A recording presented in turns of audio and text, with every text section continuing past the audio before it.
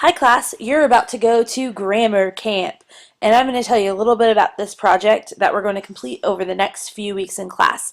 This is going to all add up for one summative grade, although we will do some extra outside assignments that will count for formative grades in the class.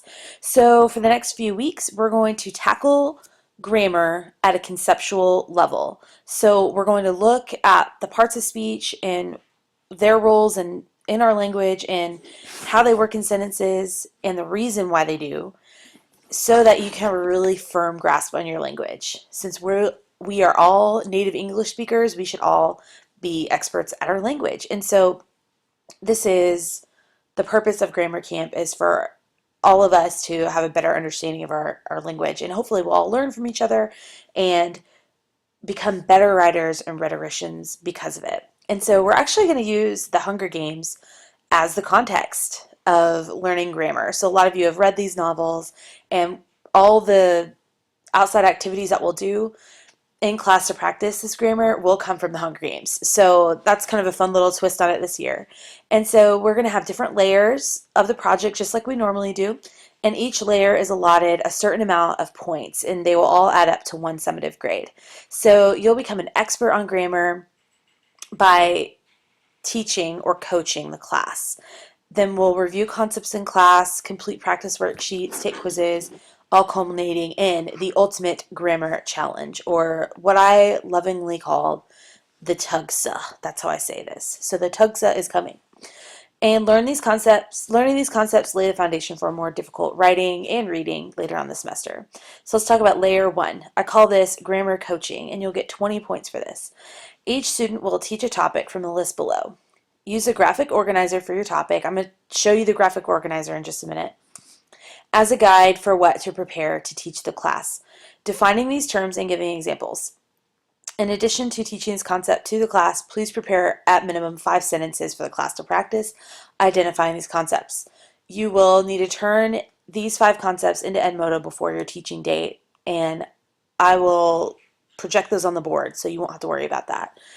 And then there are a few bonus categories here for you, and you can sign up for a bonus topic for an extra 3 tallies on your project, and tallies end up as bonus on this project. So I'm not saying that one tally equals 1 bonus point.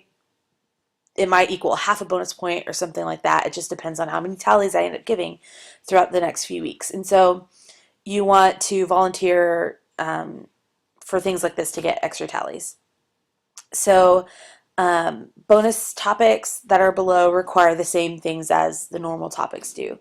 So here are the topics that our coaches will teach the class. It's nouns, pronouns, adjectives and adverbs, verbs, types of sentences, conjunctions, prepositions, parts of speech, parts of a sentence, verbals, gerunds versus participles, clauses, subordinating conjunctions versus pronouns, phrases versus clauses, prepositions versus conjunctions. And then the bonus categories are who versus whom, along with me versus I, and less versus fewer, lie versus lay, along with sit versus set. So those can get you some bonus points, and we'll sign up for these in class, so don't sign up on Emoto.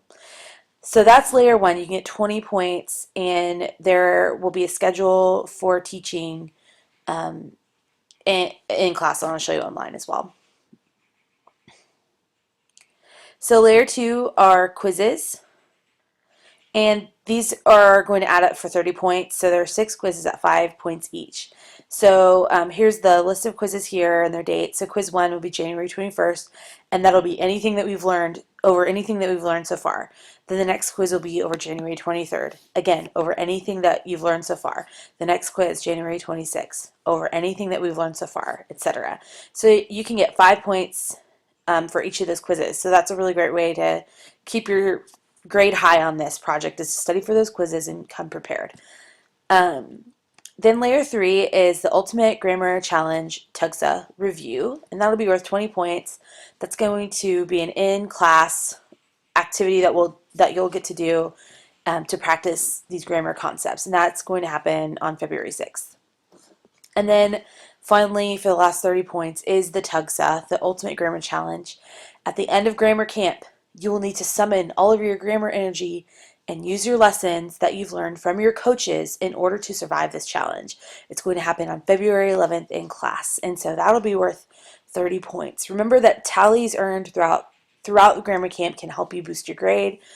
So I highly recommend that you volunteer for things so that you can earn some tallies. And so again, here's a checklist of due dates and points earned that you can use to kind of organize like the points that you've earned so far. So this is just for you. I'm going to have a separate spreadsheet with all of your grades in it and everything, so you don't have to turn this in or anything, but I'll give you feedback about your grades as you get them. So after you coach, I'll give you your grade and you can write that in. All your quizzes will have your grades on them and your review and everything. So you can kind of gauge, your points as you go. So that's the project in a nutshell. And I'm going to show you guys the graphic organizers that you'll use when you're doing layer 1 coaching.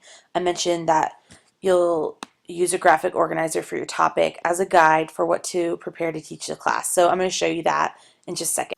So what I'm going to do is give everyone in the class a set of graphic organizers, and they are all over these topics that the coaches are going to teach. And so there's a graphic organizer for all of these, except for the bonus ones.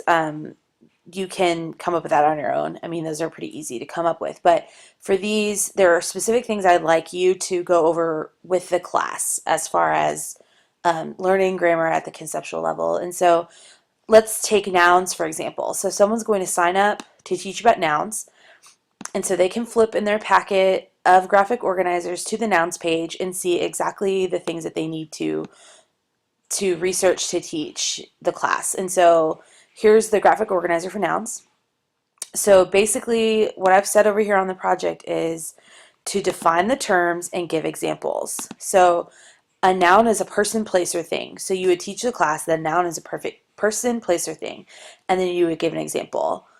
President Obama, a car, and Seattle, Washington. Okay, person, place, or thing. And give an example of nouns. That's where you would put that here. And then you would go into what a common noun is, give the example and provide definitions, define a proper noun and give examples, define a concrete noun and give examples, and then define an abstract noun and give examples. It's super straightforward, but that's not all you need to do. You need to define the terms and give examples, and then in addition to teaching this concept, please prepare at minimum 5 sentences for the class to practice identifying these concepts. So what you would do is write your own, or you can even find these online. You can find sentences where for nouns, maybe it's here are 5 sentences for each one.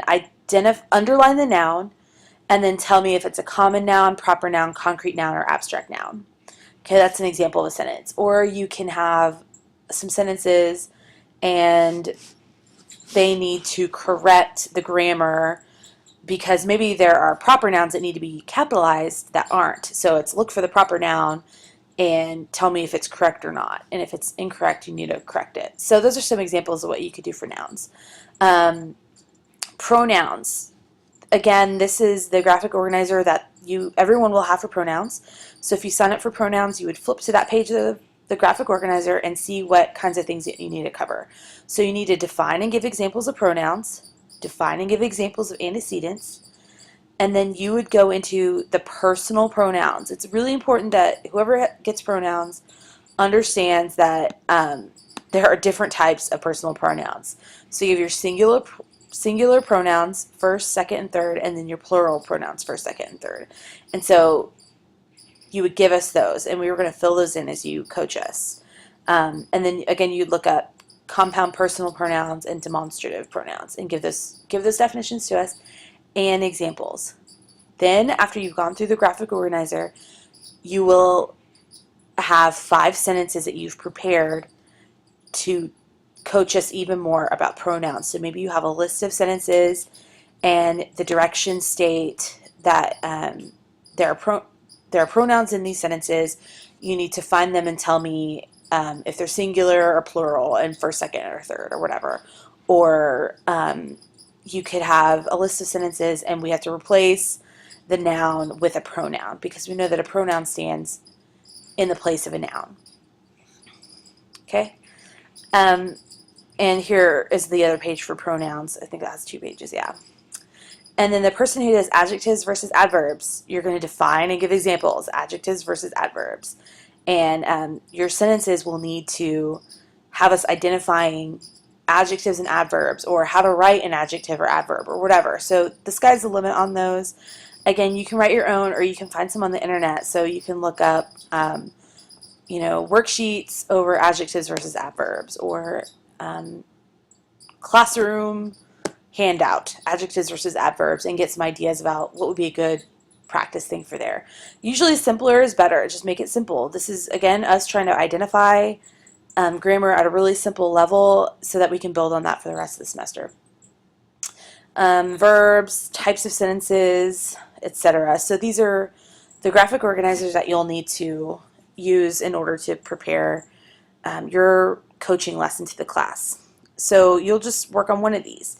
And then when you're in the audience being coached, you'll just flip to the page that we're talking about that day and fill it in as your student coach teaches you about that. So that's really simple, straightforward, how to use the graphic organizer to help you.